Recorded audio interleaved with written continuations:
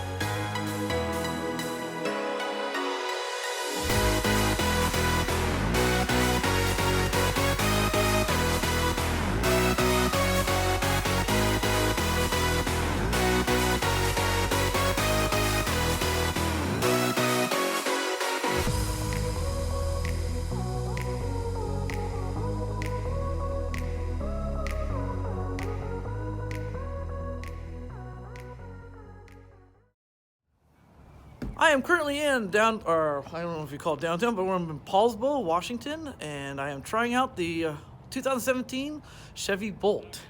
This will be my review of the Chevy Bolt. I've actually leased or rented it for close to 3 weeks. So I've been driving for almost a week now, and I can give you my thoughts about this incredible little car. Also, just you guys can enjoy the scenery. This place is beautiful. The scenery all around here is beautiful, and hope you enjoy. So stay tuned, guys. Bye.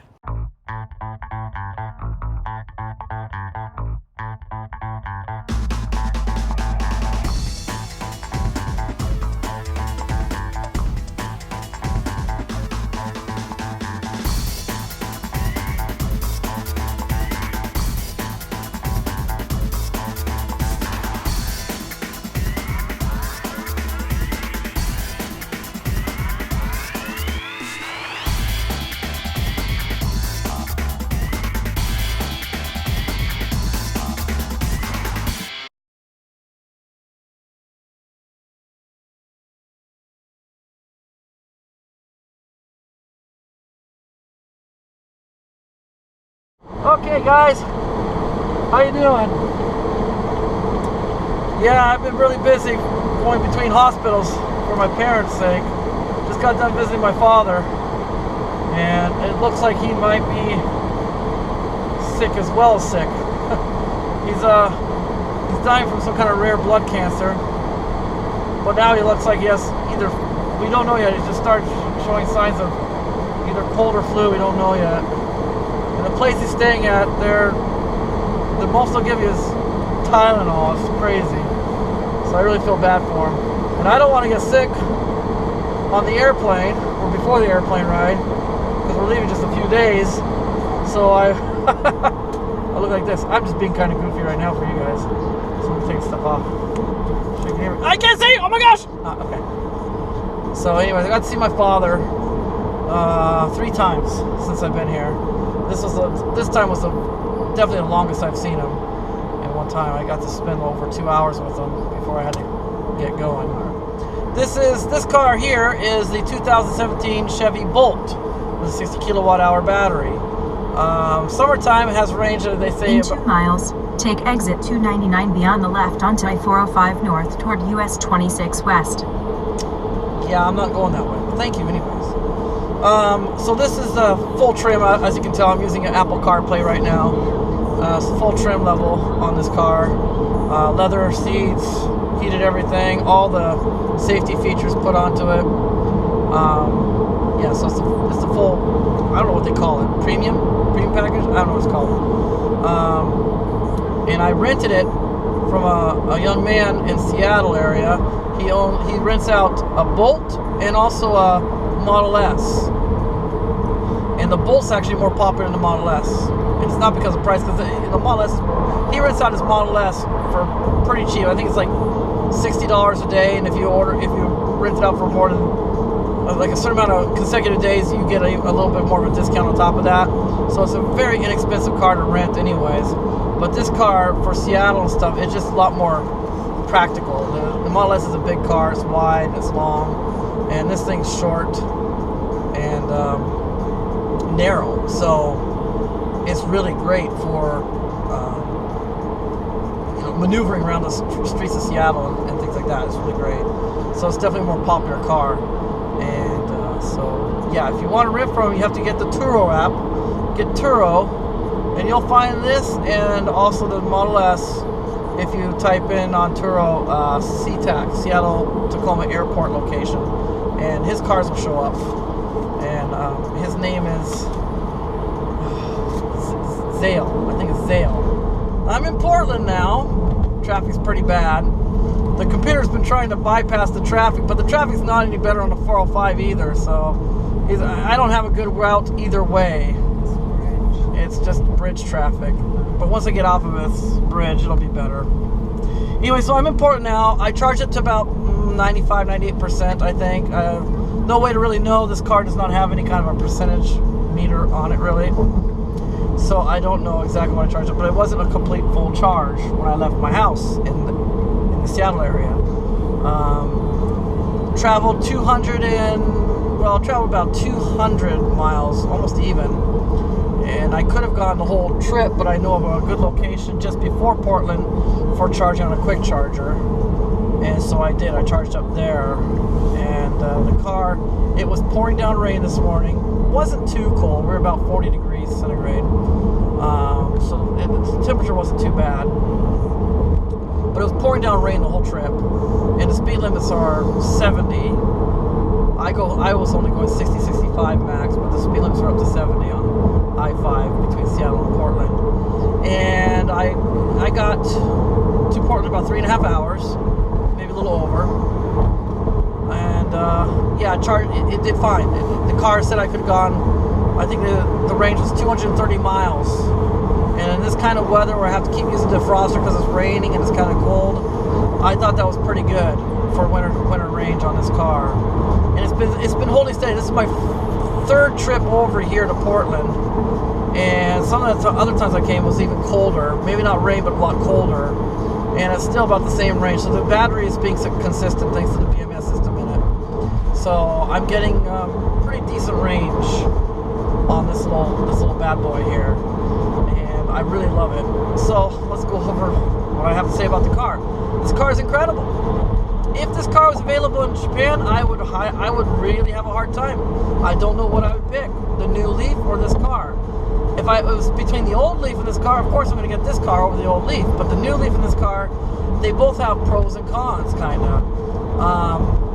The new Leaf has more comfortable seats. The seats here in this car, like everybody else has already said, they're kind of narrow. And for my little skinny little rear end, it's fine, but it is still kind of narrow even for me on my shoulder area. It's a little harder than the Leaf, and it's narrower. So you do get used to it. The first few days was a little uncomfortable, but now I'm used to it. And probably if I sat in the Leaf seat, I'd probably freak out, but because it'd be so soft. but I did get used to these leather seats. So comfort is so-so, but styling is incredible. I like the seats. I like the way they look. I would definitely buy the car with the leather interior because I just like the styling. I met a man who actually saw some of my videos. It's kind of cool when I come over to America and I find out there are people watching my videos. Over in Japan, nobody ever says, hey, I know you. But over here, I met a guy up in Marysville area. He was going to the outlet mall over there in Marysville, and he saw me and recognized me.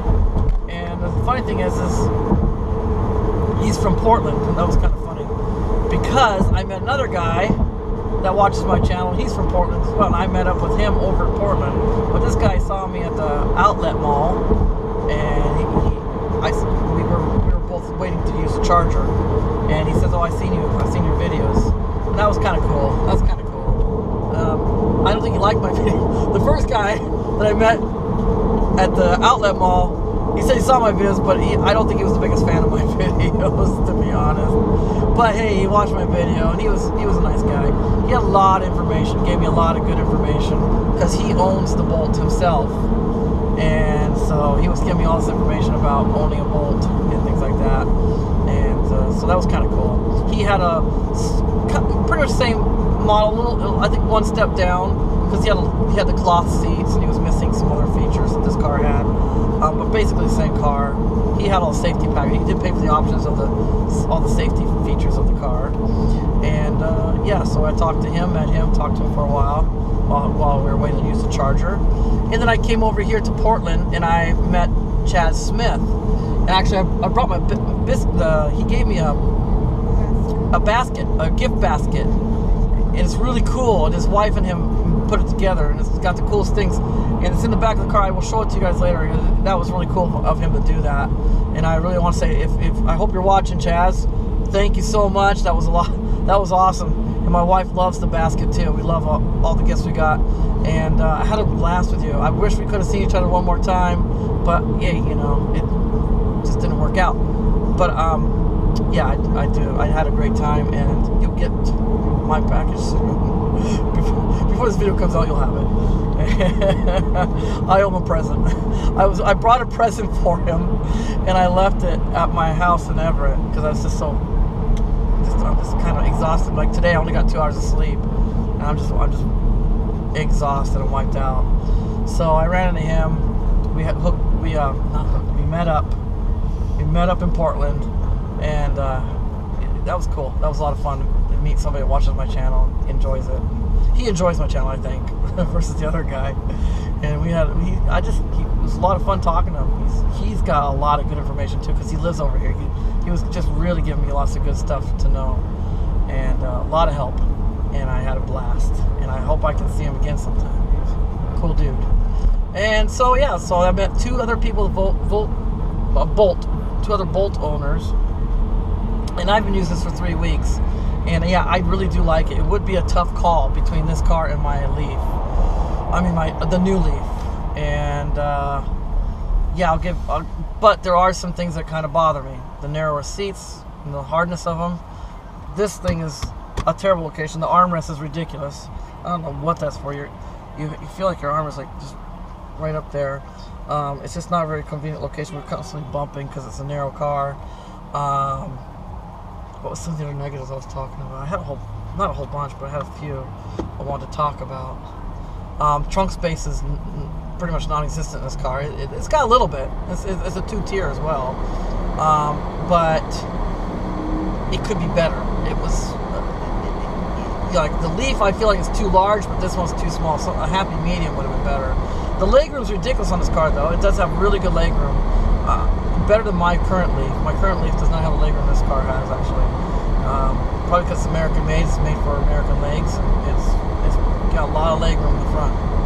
Back, I'm not sure. How's the back legroom? Good? Yeah, it's crazy. This car, for its size, it's surprising when you get inside. It's a big, lot of legroom in this car. That's about it for it. It doesn't have a tremendous amount of negatives. Maybe one other one is not really negative, but you know, the seat warmers and the handle grip, the handle warmer, to me could be a little warmer. it's not the warmest seats or handle. The Leaf gets pretty hot, but then it cools down. At least this one stays on steady. It's not as hot, but it stays steady. That's kind of cool. So I don't know. I don't know which I think I prefer this. I just wish it was just a little bit warmer. Not as hot as the Leaf, but a little bit. Yeah, this thing has this comes with a 4G LTE built right into it. I can run up to 12 devices off of this Wi-Fi built into this car. It works off of the OnStar, and the man that I rent this from, he has OnStar, so I'm able to use. That's why I'm able to make Skype phone calls and stuff like that from my phone, because I can't use the cellular network. It's just too expensive. So I use this car, and having Wi-Fi in this thing's a lifesaver for renting a car when you're from out of country. I'm able to access all my net stuff. I can text. I can do everything, and my maps work. It's really, really quite nice. Up to 12 devices on this one Wi-Fi. It's really cool, and it's got a beautiful. It's a 10-inch display, I think. I don't know. It's a big display on this car.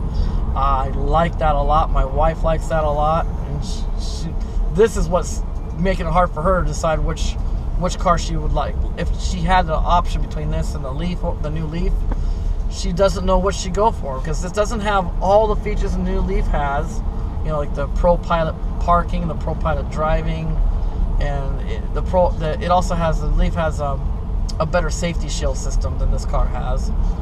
However, this has a really nice big 10-inch display, and you can do all kinds of things with this.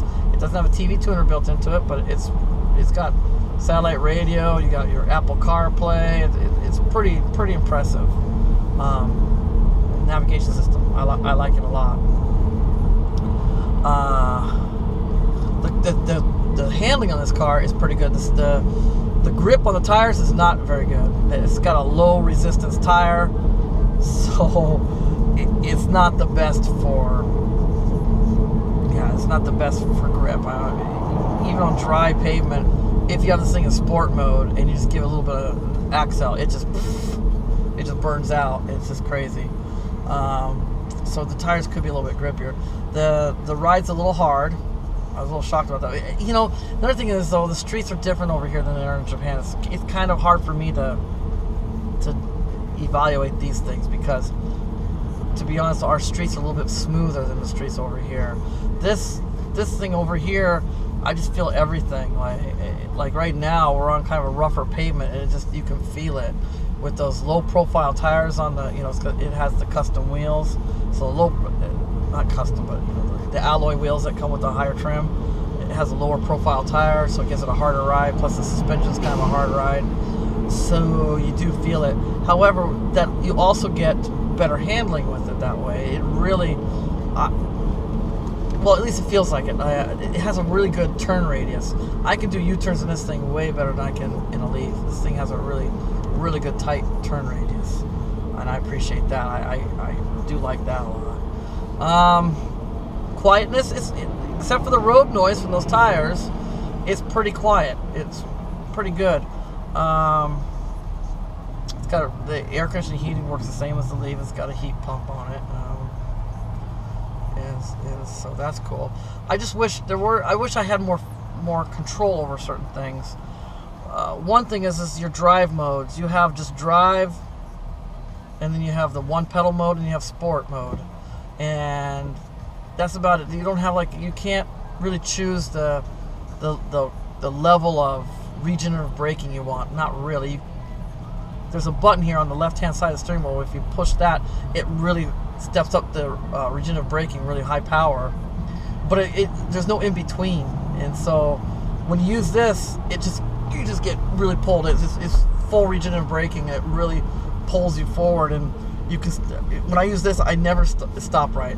I stop too soon, then I have to give it axle, get up to the light again. It's really powerful. But if I don't use that, then I don't know how to say it. It doesn't really. It's not the best coaster either, like the Leaf can be, but it does coast too much sometimes, and then you have to use the brakes and stuff. So I just wish it had a little bit more adjustable driving modes, personally. The information on this display is really good. I really do like their information. It's not better than the Leaf, but it's different, and I think they did a good job with it. I really do. It's really quite nice. It's easy to navigate it, and it took me like a day. It took me a day to get used to all the different modes and stuff, the different screens and stuff. But once I got the hang of it, it really isn't. It's not a problem. It does not have any kind of like radar cruise control on this, and I was kind of surprised about that. It has anti-collision thing, but it doesn't have radar cruise, so it will not adjust the speed to the cars in front, which I find that kind of odd in a 2017 car in this day and age. But yeah, so it's missing that. That's about it for the pros and cons, I think, of the car. Overall, I love this car. It's great. It's not a Leaf, but it's kind of a different category. Smaller car, harder ride, but better turn radius. It's kind of really good for living in a tight place like big cities and stuff. It'd be really great for city driving and stuff. But we have taken big trips thanks to that big battery in a small car. It does handle that. According to according to the guy from Turo, Zane or Zale.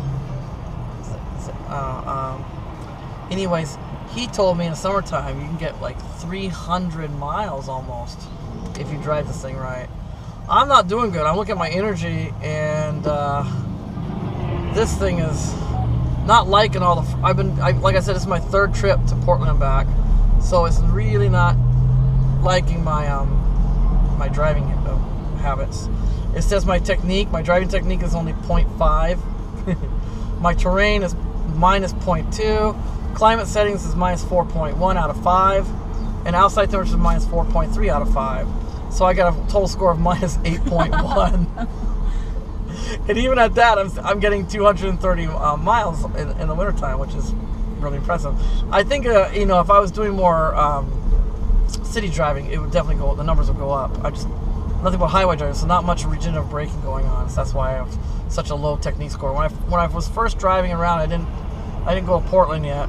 I had it up almost to 5. I had it 4 point something, almost to 5. But now since I've been taking so many trips back and forth from Seattle to Portland, and it's just nonstop, and not much regenerative braking.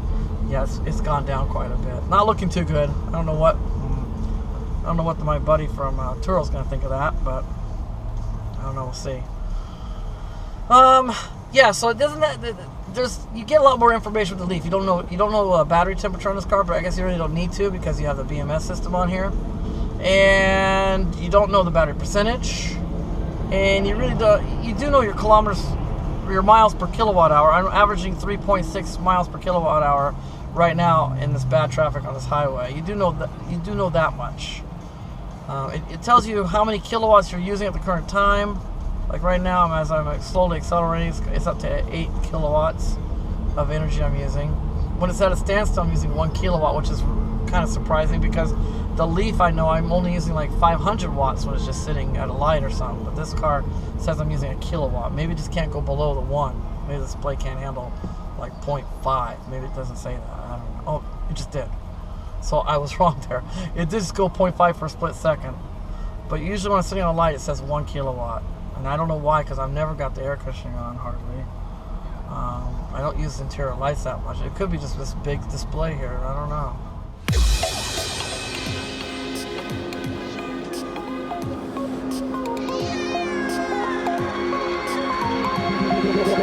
Tell me like a Hellcat.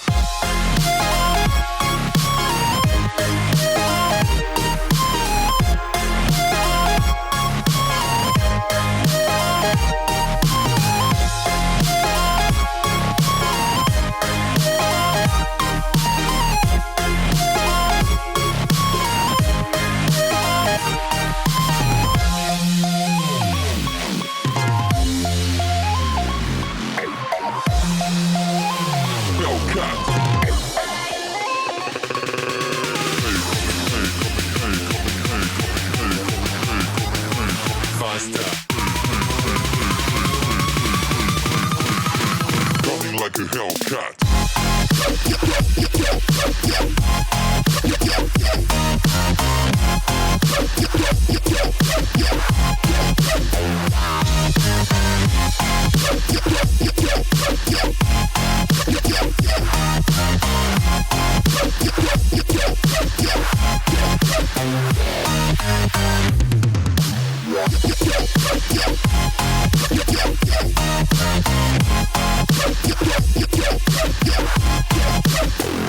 like a Hellcat.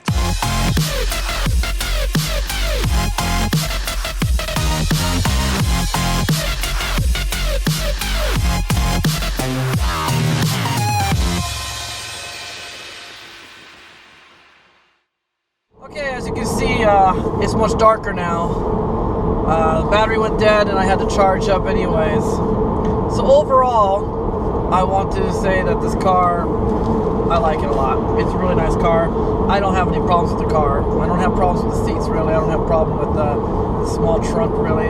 They're all kind of minor little things. And I could easily adjust to the new dimensions versus the Leaf.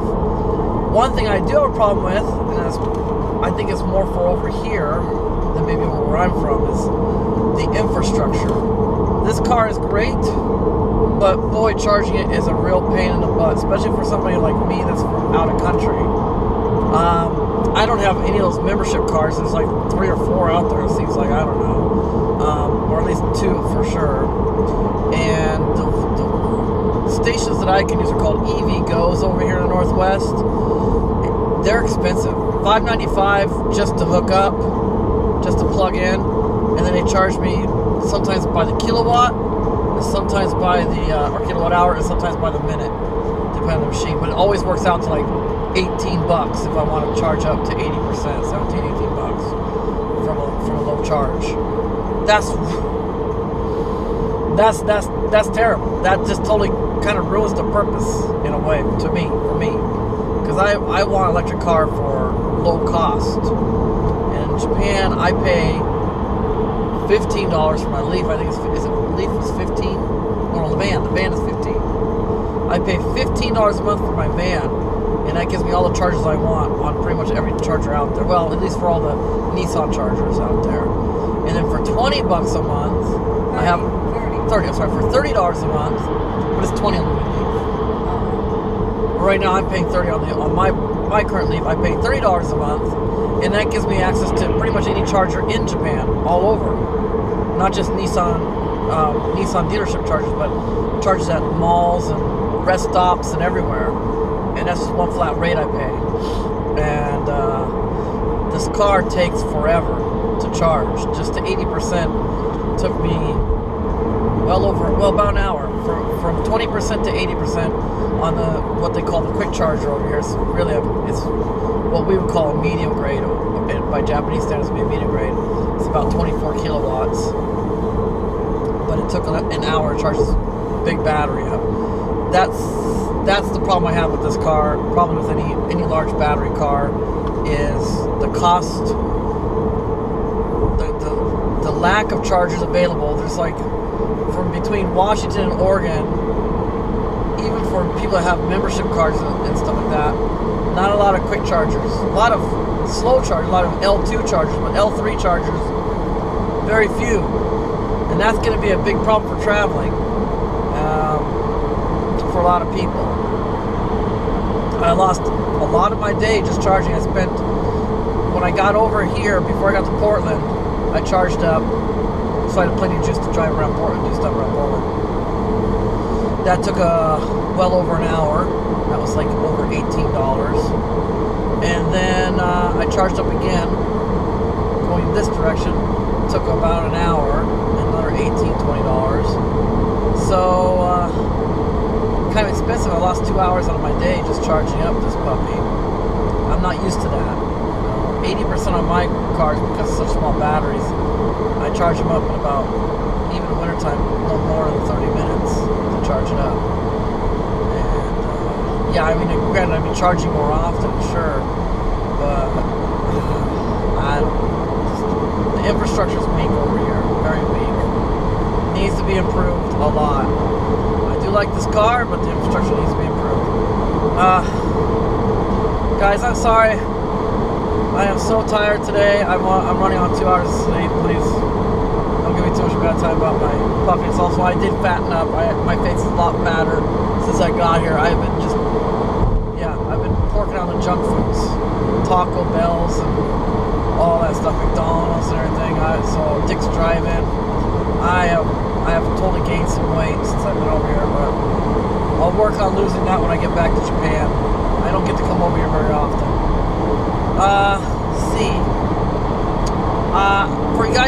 for those of you who are interested, I'll put at the end of this video my dad's gun collection, because these are things that he made with his hands. The grips are all handmade from his own personal wood collection, and the guns themselves, he did plating, and he even smoothed the barrel. That one barrel had an octagon barrel.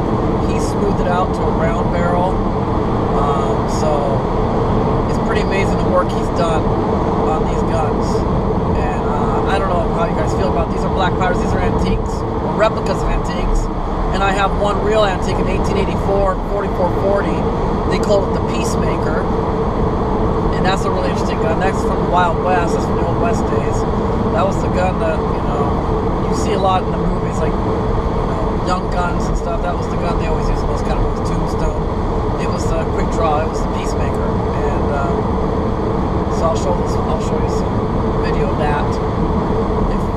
If you're interested, keep watching. If not, thank you for watching. Like and subscribe if you haven't done so yet. And yeah, I'll try to do some more when I can get a chance. I'm sorry if I left something out. I'm running on fumes right now. I'm exhausted, and I might have forgotten some pretty important stuff. If I did, I'll include it in the next video. Okay, guys? Thank you for watching. Have a good one.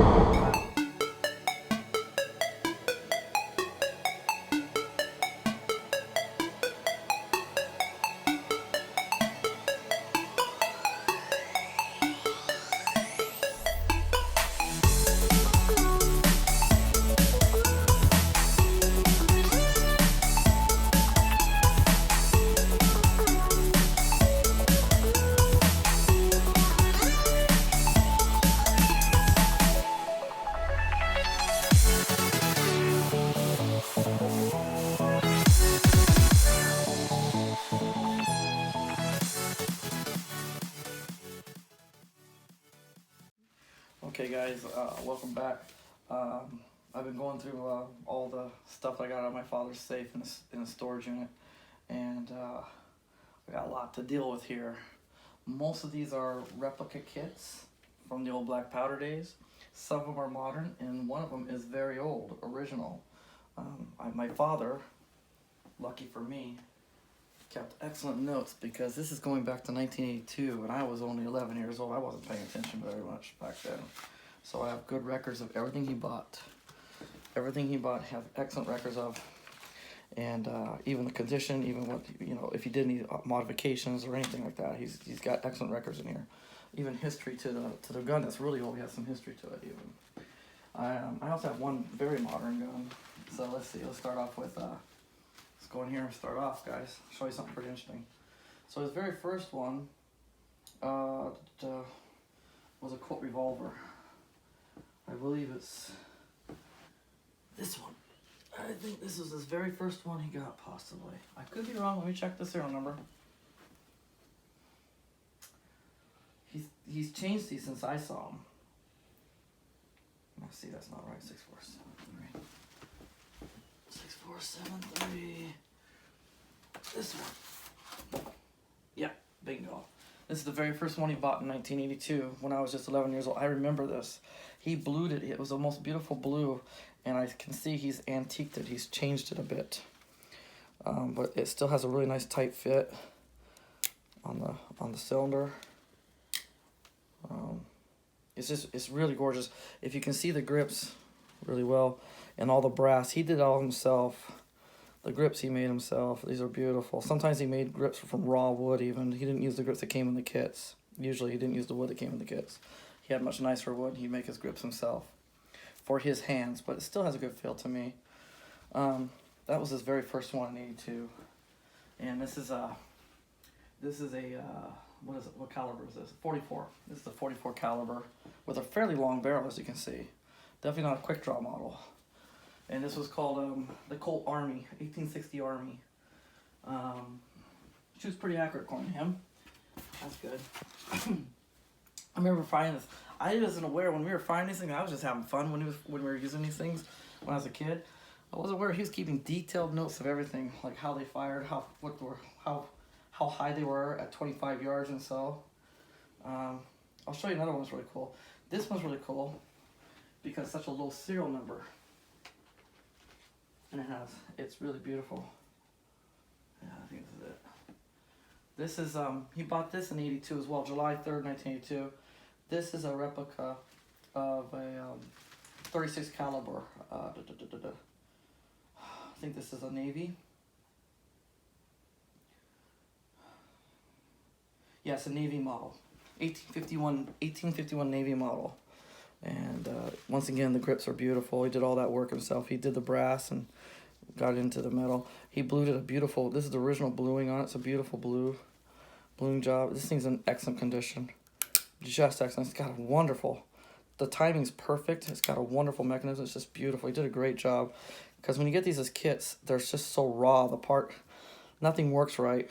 You know, you really have to do a lot of work with the metal parts to make sure the timing's right. You're not scoring the cylinder when you're cocking it and everything. It's very nicely done.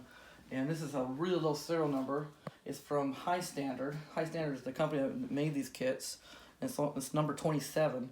And High Standard in 1988 went out of business. So this thing's a collector's item. This is definitely worth a few bucks. And that's a beaut. I love this one. And the other one I just showed you looked just like this when he got done. He did bluing on the other one. It was gorgeous. I like the bluing, but he was going for some antique effect, I guess. He got bored when he was by himself over in Pendleton, it looks like. I'll show you one more. That's pretty cool. Here. How about the Peacemaker? I'll show you guys the Peacemaker. This is an original Colt 4440, known as the Peacemaker. From, let's see, 1884. Going by he did a background on the serial numbers and it goes back to 1884. This is the real deal, guys. This is a cowboy gun. The grips aren't original. They got lost some time back, who knows when. And the funny thing is that he has a pretty good history on it for the most part. It goes back. He knows the history to the Vietnam War. Some guy in Vietnam actually purchased this from another guy who brought it over in the Vietnam War, and I guess he had it in a holster a lot. There's some holster scoring here, I can see. It's still got 80% of its nickel finish though, and so the guy would walk around with this thing, I guess just to maybe intimidate the Viet Cong. Not sure, but my dad, there was some broken parts in this, so it was a dangerous firearm when he first got it, and being the clever gunsmith that he is, he was able to manufacture some parts to make it safe. The timing, as you can see, the scoring, it had a broken part inside, and it was really doing some heavy duty damage to the cylinder here. And my dad was able to fix that and make it tight. Has a nice tight action now, so it's safe to shoot. The timing's perfect, and he still has all the original parts. Like this is not original. And I told you there's some kind of pin in there that for locking in on the cylinder. He changed all those, but he still kept them all. So it has all the original parts except for the grips. He made some beautiful grips. I forgot them. They're in storage still. I have to go get them someday. But that's a beaut. It's a beaut. And it's fun to fire. I used to fire this with my father. It has some scoring inside the barrel, so it lets them know that it goes back to 1884. Back in those days, this thing would shoot black powder in a shell, and eventually switched over to smokeless powder. The gunpowder that we know of today, the modern gunpowder. And at the beginning, it was using black powder, so there's some scoring, there's some pots or pits or whatever inside the barrel from not cleaning it right away, but it still fires really well, and it's a lot of fun. It's got a good weight to it, very nice weight to this pistol. It's really, really quite nice. And these grips are bad. They're embarrassing, these grips, aren't they? It's just terrible, really hokey. But yeah, it's really nice, really nice. That's a nice collector's item. I think that's going to be worth some money. And I have all the original parts here in this bag, along with the history to it as well. My dad kept really good records, so that's going to be a nice keepsake for somebody. Now, last one. I'm going to skip a whole bunch of these black powders because I only showed you the ones that were interesting to me pretty much. Those are the ones I remember as a kid growing up. He has over here it's a modern Ruger 45. This is a 45 single action, I think. Yeah, it's a single action. And yeah, that's nice.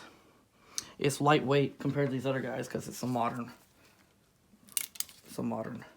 gun. So this type, since it's modern, when you open the thumb thing here. I can't remember what it's called. It's been 30 some years. But anyways, when you open it up, you can actually turn the cylinder on this thing, and it locks in.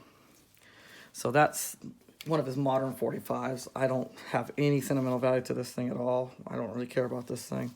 So if I get only $100 for that, I'd be okay with that. It won't bother me. I'm being honest with you guys. Now, this is a beaut. I've always preferred this pistol. For modern pistols, it's always been my favorite. This is a Springfield Armory, an actual Springfield Armory, model 1911 A1 45. This is the gun that the U.S. Army would use in World War II, 45 caliber. So that's just the clip, holds the bullets. I will check right now. Oh gosh, I hate this thing. It's so stiff. Wearing these gloves is kind of hard. It's empty. So this is the 45 auto, Springfield Armory, and he's put in titanium high-performance parts for competition shooting and stuff. So this thing's gorgeous. And I don't think he fired it that much. I don't think so. This is really recent for his purchases. This is probably from the 90s. I didn't even get to it yet in the notebook. So this is really a recent purchase for him. And he probably fired it like as recent as 2006, 2007 probably. Yeah, so he kept good care of it. These are nice grips. I like them. I'm wondering, they have the telltale sign of my father's work on these things. These look like he likes to work with metal and wood. I think these are custom grips my father made for it. It's beautiful. Those are beautiful. So anyways, this is a modern 45 automatic. Bam, bam, bam, bam. These things are great. I was so upset when they switched over to the 9mm. And oh gosh, it's got the safety. It's so hard to, yeah, there we go. Anyways, you got a safety here. So you have to hit this and this to put the hammer back, and it's so hard to do at the same time. And there could be an easier way to do it. I love this gun, but I've never owned one, so I probably couldn't even field strip this to save my life. Maybe I could, I don't know. I used to have a Browning 9mm, but these things operate very differently. So yeah, it's a beaut. That will probably fetch, I'm thinking $1,000. I think I should get $1,000 for this. It's in mint condition. Hardly ever fired, and it's got the competition parts on it with some really beautiful new grips. Those are gorgeous. So I think this will fetch a fair price. And it's got a nice case for it. Don't think this case is the original case though. Doesn't look like it fits too well. No. He's got 2 clips. Nice. This will definitely. However, that's the instruction manual to this, or the manual came with it. It just fits there. It must be the right case. Really? Yeah, I think it's the right case. I guess Springfield Army probably used the same case for several different models, possibly. Even comes with the original Springfield Army case. That's gorgeous. So, there you go, guys. A little bit of history. Also, this rifle, I have to clean it. It's filthy right now. But this is my dad's work. All this. He made this from a kit, and it was really rough. He did the ramrod, everything. He did himself. It's beautiful. And this is extremely accurate for a flintlock. So this was a hunting rifle a long time ago. You can smell the grease, the gun grease. Yeah, stinks kind of. But he greased them up really good. This thing got dusty though because it was sitting in my sister's storage unit for too long in this stupid box. So even though it's greased up really good, it's still got really a lot. I have to clean it, get some dust off of it. But yeah, this is my dad's collection. I just want to document a little bit all the stuff because I grew up on some of these. This is my favorite. I do remember this one. This is his big bore. This thing is a beast. Let me see if I can find it real quick.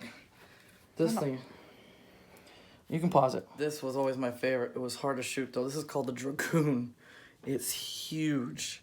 And it's like I think it's a 45, maybe a 44. But another thing you can see is look at the length. Look at the length of the cylinder compared to any of the other guns. Can you see that, guys? Can you see the difference? Start from here. It's much longer, so it can handle a much larger load. This thing's a beast. It is heavy. My wife just held it. What did you think of it? Very heavy. It's very heavy. It's really hard to hold with one hand, but that's how you did it. You had to shoot with one hand with this thing. And what's cool about these guns, the sight goes from here using this, you line up between these grooves here on the hammer. That's how you would sight it. Has a beautiful, you can't see with this light, but it's a beautiful metal work, or I think it's a, you can't see the artwork on the cylinder. It's beautiful though. Anyways, he bought this from another guy. He even has a guy's name in it. I'll just say Aldo. His first name was Aldo. What a funny name. And it's a faithful replica of the original with beautiful blue of old guns and very nice case hardening action. It's excellent, truly well made barrel. Has 7 lands and left hand twist. I don't know what that means. Grips could fit a little better. He's saying these grips are a little small for his taste. He didn't make these grips. Some steel edges are a little rough, but he's worked on that since then. I know he has, because he's done some work to this. I can tell. Beautiful gun, and that was a lot of fun to shoot. It was so big. Man, you had to have your earplugs in for this puppy. It was different, much different sound than what you're used to. So it was it's like a bassy boom. All the smoke coming out. It's pretty cool. Black powders are awesome. So there's my dad's collection. I just want to share that with you. I am selling these things through a gun shop, consignment. And it's sad. I wish I could hold on to just a couple, but there's no way I can take them back to Japan, obviously. And there's nobody here that wants to hold on to them for me. Can you take other country? Storage would cost a fortune. Can you take other country? Some countries probably okay, but not Japan for sure. Not easy. Not easy. But these are black powders. These are not considered firearms. They're under a different classification. They are not considered firearms because they use black powder. And so they're a little bit easier to transport and things like that. It makes it a little easier for selling and transporting and things like that. But there are some, they keep changing the rules. The federal government keeps changing things once in a while. But for the most part, they're a lot easier than, of course, more modern guns to sell and things like that. So anyways, thank you for watching this part of my video. Yeah, thank you. Bye.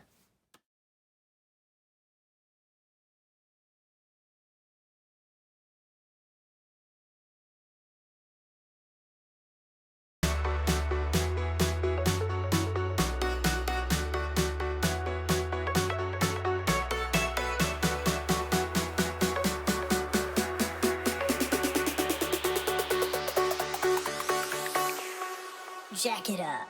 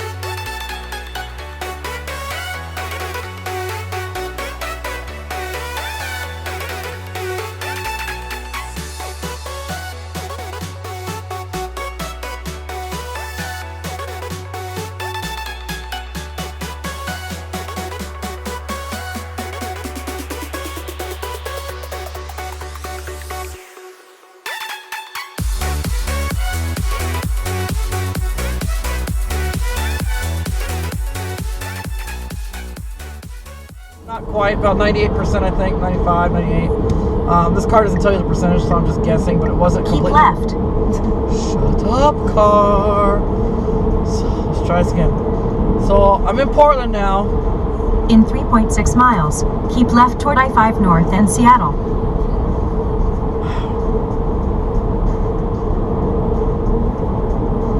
I almost want to turn the thing off, but I'm not going to. Alright, I'm in Portland now. For 174 miles, continue on I-5 North.